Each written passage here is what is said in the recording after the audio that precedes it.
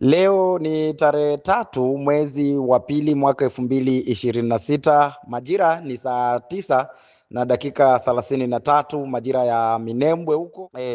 Kwa hiyo ni hivyo, ndo taarifa mbili ambazo nitakuja kuzungumza. Ya kwanza ni kwa sababu ya insecurity ambayo inaanza kuonekana ndani ya tarafa la Uvira, na jambo la pili nitakuja kuzungumzia kwa watu ambao kwa wazalendo, na ni kuwakumbusha zaidi wazalendo wakati tutakamata Minembwe vile ile centre ya Minembwe, kwa sababu hatujafika mcentre ya Minembwe. Tukikamata centre ya Minembwe, kiukweli muhakikishe mnashika watu wowote wale ambao mtakuta pale, ili watuambie kifo au historia ya ndugu yetu Dola Kubwa, kwa sababu mpaka sasa hivi hatunaga historia yake na imekwenda kabisa, imezima. Kwa hiyo tunahitaji watuambie historia ya Dola Kubwa, mwanajeshi wetu shupavu kutoka kwenye kundi ya CNPSC, watuambie alitembeaje, kwa sababu kama sio hivyo itakuwa inalazimika kila mtu ambaye yuko pale, msiache hata mtu yeyote, kwa sababu hiyo itakuwa ni kero. Hao watu walituumizia watu wengi, walituia watu wengi sana, tena sana. Viongozi wetu ambao waliwakamata na waliwapeleka huko Minembwe ni wenyewe ndio walikuwa wanawaua, na pia hata raia ambao wako hapo Minembwe walihusika na mauaji ya watu wetu wengi, kwa sababu walikuwa wakienda hata mashambani, wakikuta watu hao ambao wanaenda mashambani, au wamama, wadada, wakaka, wababa, wazee, walikuwa wanawaua. Hizo historia zote tunazijua. Kwa hiyo ni historia mbili ambayo nataka zaidi kuizungumzia siku ya leo. Acha nianze na insecurity ambayo inaanza kuonekana zaidi, na hiyo insecurity inaanza kuonekana na vijana ambao wametoka Sange, wakajipenyeza, wakapata muda wa kuingia Uvira. Na hao ambao wameingia Uvira, ndugu zangu, tulishapata taarifa kuwa hao vijana ndio wanakuwa wanawaonesha njia na kuwapatia signal au taarifa zote za waasi wa M23. Hii inarudilia vijana waliochukua muda wa kutoka Sange wakaingia Uvira. Kuna wengi ambao walikuwa wameshajiunga na waasi wa M23 na walipewa pesa hapo Sange. Kuna vijana walipewa pesa. Kwa hiyo wazalendo, kueni makini katika mji wa Uvira. Kueni makini wazalendo katika mji wa Uvira, kueni makini, tuwe macho, tusilale, kwa sababu vijana wengi walitoka pale na wakajipenyeza, na ndo wao ndo wanaanza kutoa taarifa zote ambazo mnazotembea katika mji wa Uvira. Popote mnapofinyaga ni hao vijana wanapeleka hizo taarifa, kwa sababu hizo taarifa tunaanza kuzipata mapema kabisa. Kwa hiyo kueni makini. Polisi imeingia Uvira. Tunawaomba kazi yenu ambayo mnahitajika kuifanya ya kipolisi, muendelee kuifanya kwa haki na uhakika katika tarafa la Uvira. Hatutaki tena zile desordre ambazo zilikuwa zinafanywa. Ndugu zangu, tuko clear, tuko wazi kwa hii ambayo tunakwenda kuongea, kwa sababu sisi hatulali mchana usiku, kwa sababu ya kuwaletea habari ya ukweli na ya undani kabisa.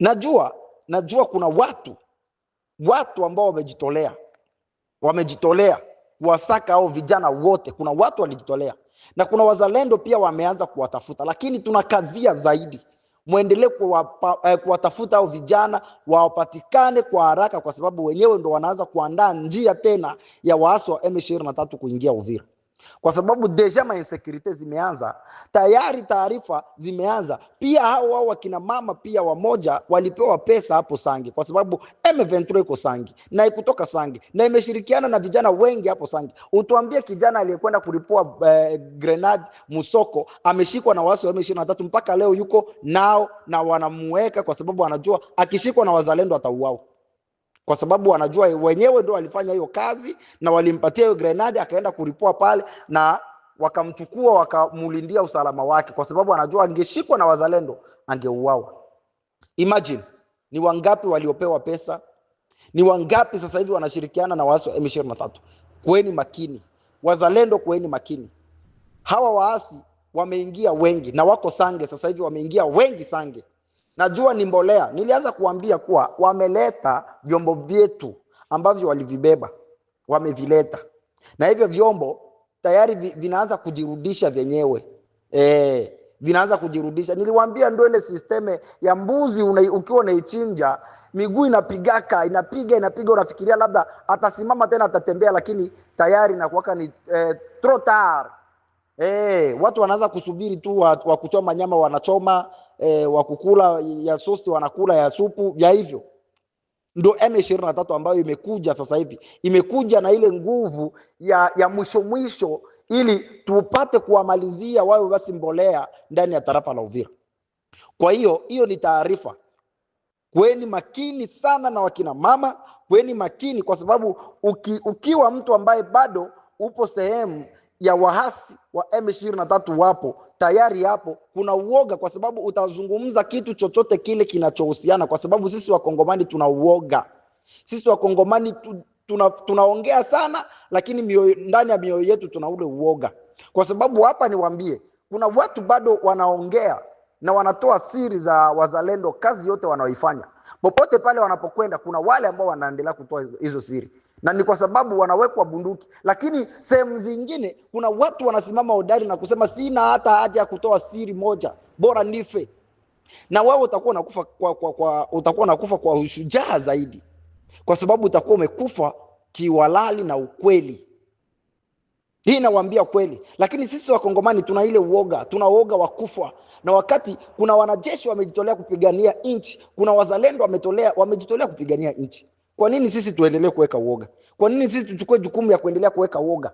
Si unakataa, unasema mimi sitaki na sitaki kuongea kufuatana na, kama mtaua muue, lakini pia ujue utakuwa umekufa kwa haki. Hata Mungu anaijua hivyo. Kwa hiyo ni moja nilitaka niwaambie ndugu zangu, tuna uchungu mkubwa na hao watu, kwa sababu kazi waliotutendea, kazi wanaoendelea kututendea sisi Wakongomani, ndugu yangu, ni machozi ndani ya mioyo yetu. Tunaumia na tunateseka sana, sio kana kwamba tumesaulika, kwa sababu wale wanaowaita sijui kwamba ni Wanyamulenge, wenyewe sijui kama ni ndugu zenu, kama ni nani. Nasikia audio nyingi watu wanasema Wanyamulenge, maandiko mengi wanaandika tu Banyamulenge. Ndugu zangu, hawa ni Wanyarwanda. Hii tunawaambia tu kweli, ni Wanyarwanda waliokamata mji kwa nguvu, ili wamiliki Minembwe, wamiliki na sehemu zingine. Na hiyo ndo tunaendelea kukataa zaidi na kujipandikiza jina ya Banyamulenge, wakati sio Wanyamulenge, ni Wanyarwanda. Ni Wanyarwanda kwa lugha zote kabisa, lugha zote za nchi ya Jamhuri ya Kidemokrasia ya Kongo. Wapi wanasema eti kuna lugha ya Kinyarwanda? Mbona wenyewe wanasema ni Wanyamulenge lakini wanaongea Kinyarwanda? Kwa nini? Inatakiwa kuwa najiuliza hayo maneno. Inatakiwa kuwa na kutafakari kwanza, eske realite hawa watu wakikuwa wanasema kuwa ni Wakongomani, kwa nini wanaongea lugha ya Kinyarwanda? Na hiyo lugha haipo katika nchi yetu. Hiyo tribi ya Banyamulenge au Watusi haipo. Ndugu zangu, niwaambie kweli, wazalendo tuwe macho, tusimame imara, tupigane na hawa watu. Tuachane kabisa na hayo mambo ya huruma, kwa sababu ni wenyewe ndo wanaendelea kututesa, ni wenyewe ndo wanaendelea kutuua. Kila nyumba Minembwe kuna bunduki, kila nyumba mna bunduki, mna silaha kubwa kubwa.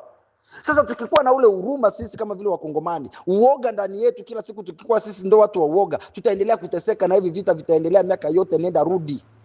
Inatakiwa tujisimame hodari, tupambane na tuangalie ni kitu gani tunaweza tukifanya. Tayari wazalendo tumewasapoti, tunaendelea kuwasapoti, tunaendelea kuwa nanyi muda wote na wakati wote, kwa dakika na kila saa na sekunde tunaendelea kuwa na ninyi. Kwa hiyo msituangushe kwa jambo hili. Tunawaambia ukweli, sisi tuko hapa kwa sababu ya kuona kile ambacho kipo, na tunakuja kuambia, na tayari tunaendelea kuambia, na pia population iwe najua kitu gani ambacho kinaendelea.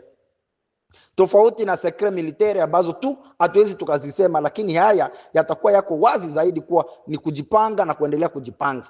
Tayari hapo mnakuwa polisi, mnakuwa FARDC, mnakuwa na wazalendo, pamoja na hapo panakuwa jeshi la Burundi. Inatakiwa kushirikiana zaidi kwa undani, imradi huyo adui atoke na asijipenyeze tena kuingia Uvira.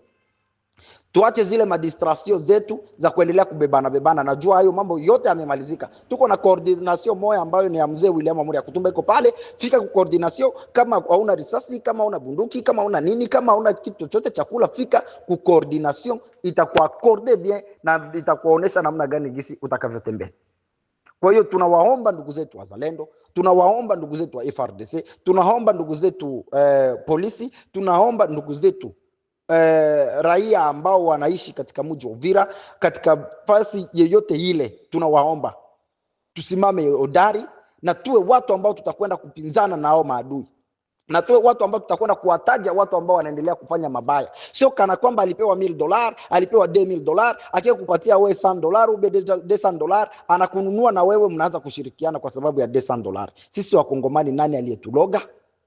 Kwa hiyo tunawaomba, wanajikusanya wengi sana na wamekuja na mambo yote, lakini mimi upande wangu siogopi, kwa sababu najua wazalendo tutapambana, FARDC tutapigana, na polisi itakuwa pale kulinda raia, na tumaini kila kitu kitanyooka na tutarudisha ile mali yote waliokwenda kuibeba, kwa sababu yale magari yote ni ya kwetu. Ile majiblende yote wanakuja nao ni ya kwetu. Masase, mabunduki zote wako nazo ni za kwetu. Kila kitu kitarudi kwetu. Muda huu hakuna muda wa huruma. Muda huu hakuna muda wa kukata tamaa. Muda huu ni muda wa kusonga mbele. Ni muda wa kusonga mbele. Wanajikongoja, wanakuja ni mbolea tu. Na wanakuja sasa kuipandikiza rasmi, kwa sababu walio wengi hawatarudi wazima. Hiyo ni taarifa moja nilitaka niwapatie ndugu zangu. Tusimame imara, tusimame kidete ili tutetelee nchi yetu. Ikiwa sisi wakongomani tunakuwa wenyewe tunaanza kutoa secret militaire kuanza kuwapatia adui, tayari wewe naye ni adui. Na endapo utakwenda kushikwa, basi utakwenda kumsalimia Yohana Mbatizaji ambaye pia alikwenda kumbatiza Yesu, utakwenda kumsalimia huko, kwa sababu wewe mwenyewe ndio ulitaka kwenda kumsalimia haraka. Kuweni makini wakongomani. Kuweni macho wakongomani. Acheni kujiunga na FCM23. Acheni kujiunga na adui. Adui ni mbaya sana. Adui ni mbaya. Adui unaweza kumuonesha njia yoyote ile, unamuonesha unafika mpaka ku destination, na akakupatia pesa na akakupiga risasi na akachukua tena zile pesa na akaendelea na wewe unakufa pale pale. Ndio maana ya adui. Adui anaga mtu wa rafiki. Adui hana rafiki. Kwa hiyo muwe mnatambua hilo. Kwa hiyo nimekazia. Tunashukuru wenzetu, ndugu zetu wa diaspora kutoka pale South Africa. South Africa ni diaspora ambao wanapambana vikali. Wa Fulero, ndugu zetu wa Fulero wako pale wanachangia kwa hali na mali kabisa kwa ndugu zetu ambao wako maeneo mbalimbali, mafro kote kule wanachangia. Mungu azidi kuwabariki, na Wabembe wote ambao wako huko South Africa, Mungu awabariki kwa sababu mnafanya kazi kubwa. Lakini pia tutasaulika wenzetu ambao wako wa diaspora wa Marekani na Canada, Australia. Mungu azidi kuwabariki kwa kazi ambao mnakwenda kuifanya. Mungu awazidishie maisha marefu. Mungu azidi kuwa na ninyi, kwa sababu na nyinyi mnafanya kazi kubwa. Kwa kazi hii ya ukombozi wa nchi yetu mnachangia kwa asilimia kubwa zaidi. Kwa hiyo ni taarifa ya kwanza ambayo nilitaka kuizungumza. Napanda Minembwe. Wazalendo wa upande wa Minembwe, FRDC ambao mnashirikiana na wazalendo huko Minembwe. Tunajua ndugu zetu wengi walikufa. Dada zetu wamebaki mayatima. Watoto wetu wamebaki mayatima. Dada zetu au mama zetu wamebaki wajane kwa sababu ya hao watu Wanyarwanda ambao wako hapo Minembwe. Tusiweke huruma. Tukiweka huruma, kesho atakupiga risasi huyo uliyomwekea huruma. Kesho atakuangamiza. Hii nawahakikishia, kwa sababu hao watu tayari tumeshaishi nao na tunawatambua vizuri. Watu ambao wanajiita wakongomani. Wewe ni mkongomani na unataka kutumbia kwenye nyumba yake, anakataaga kwa nini? Anakuambia yeye hawezi kuolewa na mkongomani. Sasa yeye anajiita ni mkongomani ambaye anapatikana huko Minembwe na anajiita ni Mnyamulenge. Na anasema eti sisi ni wakongomani hapa njoo kwetu. Kwa nini wanakataa na wanaoana wao kwa wao? Ni bora azae na kaka yake, dada na kaka wazae, kuliko yeye kuzaa na mkongomani. Kwa nini? Kwa hiyo hapa bado vita vipo. Wanajua lengo lao, na sisi lazima tujue hii lengo yao, tuingie kwenye masikio na hisia zetu. Ni sio watu wa kuacha waziba, kwa sababu hao watu ndio wataendelea kututesa. Unajiita mkongomani, unasema Kinyarwanda. Unasema Kinyarwanda, wewe ni mkongomani, unasema Kinyarwanda mwanzo hadi mwisho Kinyarwanda. Unapiga simu kwa ndugu zenu, mnaongea huko. Kwa nini nyinyi mkikufa huku mnaenda kuzikia Rwanda? Mkikufa huku, kiongozi mkubwa akikufa huko, wenu wa adui wenu akikufa, nyote mnalia, nyote population wote mnaliaka. Kulia mnalia, halafu sijui nini mnaanza kulia. Na maiti inapelekwa Rwanda. Kwa nini? Kwa hiyo nyote ni adui. Nyinyi sio wakongomani. Ninyi sio wakongomani, na hiyo Minembwe sio ya kwenu, na itaendelea kuwa ya kwenu, na itabaki kuwa ya wakongomani halisi ambao wanajua udongo wa mababu zao. miaka nenda miaka rudi. Kwa hiyo ni taarifa nilitaka kuja kuwapatia, kwa sababu tumempoteza kiongozi wetu mkubwa hapo, msemaji wetu tumempoteza hapo. Natumaini hiyo historia lazima watatuambia, kwa sababu hatujasadikika na hakuna taarifa yoyote walituambiaka kama amekufa au wamemzika. Basi tukifika hapo ni lazima watuambie wamempeleka wapi. Ni bora hata mifupa yake tuione, awe mzima au amekufa. Dola Kubwa alikuwa ni mtu muhimu sana katika maisha yetu. Dola Kubwa alikuwa ni kiongozi mkubwa, alikuwa mpambanaji mkubwa sana. Dola Kubwa alipambana kwa marezo sosio, alipambana kwa njia ya bunduki, alipambana kwa njia yoyote ile. Angalia mke wake katika mji wa Baraka, amebakia kabisa mjane, ana watoto, ana nyumba ambayo anatakiwa alipe, anatakiwa apate chakula, anatakiwa atunzwe vizuri. Kwa hiyo nawaombeni sana ndugu zangu, na yeyote yule ambaye anaweza akaguswa, basi anaweza akatutafuta hata inbox. Mnakuwa mnamsukumia mzee, ana kazi kubwa, mbeba maono ana kazi kubwa, hataweza peke yake, hataweza. Inatakiwa pia tunakuwa tunamsaidia mzee wetu. Kuna upande wale wanasaidia wanajeshi huko milimani, lakini pia tunakuwa tunakumbuka hata wanawake walioachwa na wame wao ambao wamekufa katika hatua ya vita. Kwa hiyo nawaombeni sana, yeyote yule ambaye anaweza kuwa na mchango, tuangalie jinsi gani tunaweza kwenda kumsaidia. Tunaweza kwenda kumsaidia mke wa Dola Kubwa, kwa sababu mpaka sasa hivi ni wahakikishia hatuna taarifa yoyote kwa Dola Kubwa, awe amekufa awe ni mzima, hatuna taarifa yoyote.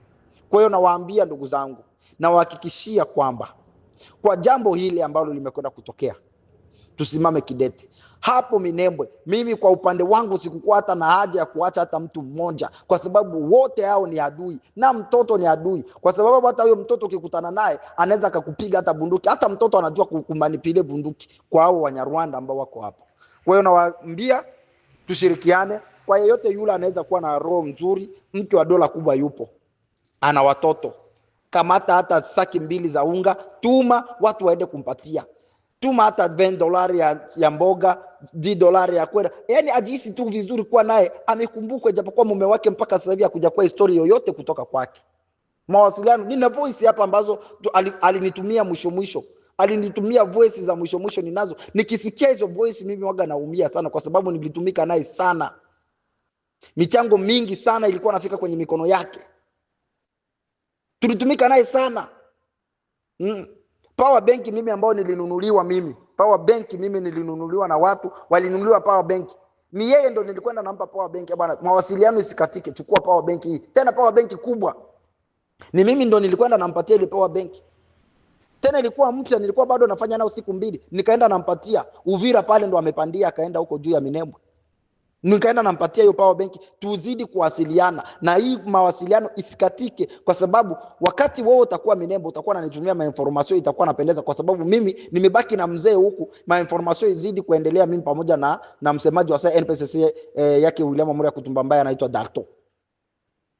Kwa hiyo tuna historia kubwa ndugu zangu, na hatuna haja ya kujionesha sana, hatuna haja ya kuzungumza mambo mengi, lakini kazi kubwa tunaifanya na tunaendelea kuifanya. Kwa hiyo ni hivyo tu ndugu zangu, ndo habari 2 ambazo nilikuwa nazo. Mjitahidi kwa yote yule ambaye anaweza kuwa na mchango, ili tupate tena kumkumbuka kiongozi wetu, pambanaji wetu Dola Kubwa, ili apate hata saki ya unga, apate hata maharagi, apate hata sukari, apate hata chumvi, apate hata kitu chochote kile, inaweza ikasaidia sana. Mungu atubariki na Mungu atuongoze zaidi. Namba zangu ni hizo, ingia tu kusaini PSC ya Kutumba, utaenda kuona namba zetu, na unaweza kutucontact hata mu inbox, tutapata kuongea ili tuangalie jinsi gani tunaweza kusaidia huyo mama. Mungu awabariki sana, na tuko pamoja, na endeleeni kupartager ma information zetu. Tuliwaambia hivi karibuni tutaanza kutuma hizi habari ambazo tunaziongea hapa, tunazituma kwa YouTube, ili watu wengine wakuwe bara profite, kwa sababu watu wengi hawapati hizi taarifa. Walio Marekani huko wananililia sana, wanasema wewe sasa sisi hatuna kwenye magrupu ya WhatsApp, tunakusikia tu, watu wengine ndo wanatuletea audio zako, sasa inakuwaje? Sisi watu wa YouTube mbona umetuachilia? Kwa hiyo inatakiwa pia nao tuwakumbuke, kwa sababu nao wana haki ya kusikiliza taarifa za nyumbani. Kila laheri na mchana mwema. Kwaheri.